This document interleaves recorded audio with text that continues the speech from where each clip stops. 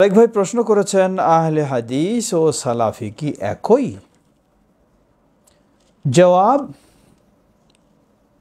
প্রকৃত আহলুল হাদিস এবং প্রকৃত সালাফি একই, কোনো পার্থক্য নেই। কারণ আহলুল হাদিস এই পরিভাষার অর্থ হলো কোরআন এবং সহিহ হাদিসের অনুসারী যারা, তারাই হলেন আহলুল হাদিস। আর প্রকৃত সালাফি যারা, তারা হচ্ছেন নবী সাল্লাল্লাহু আলাইহি ওয়াসাল্লাম এর মানহাজে প্রতিষ্ঠিত সাহাবাই কেরাম, তাবেঈন, তাদের প্রকৃত অনুসারী যারা, তারা হলেন সালাফি।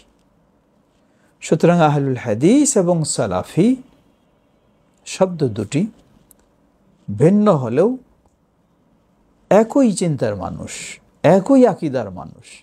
আহলুল হাদিস আকীদা আর সালাফি আকীদার মাঝে ভিন্নতা নেই।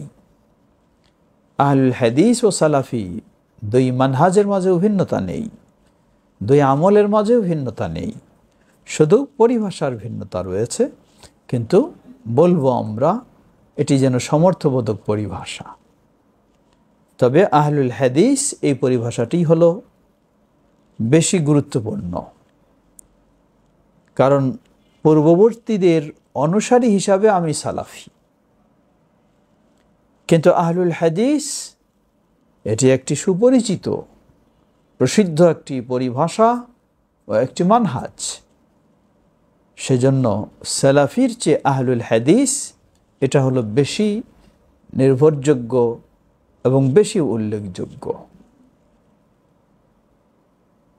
এছাড়াও বলবো আমরা, উভয়ের মাঝে মূলত কোনো পার্থক্য নেই। তবে একটি ছোট্ট জিনিস, কিছু মানুষ ইদানিং তারা নিজেদেরকে সালাফি বলতে চায়, আহলুল হাদিস বলতে চায় না।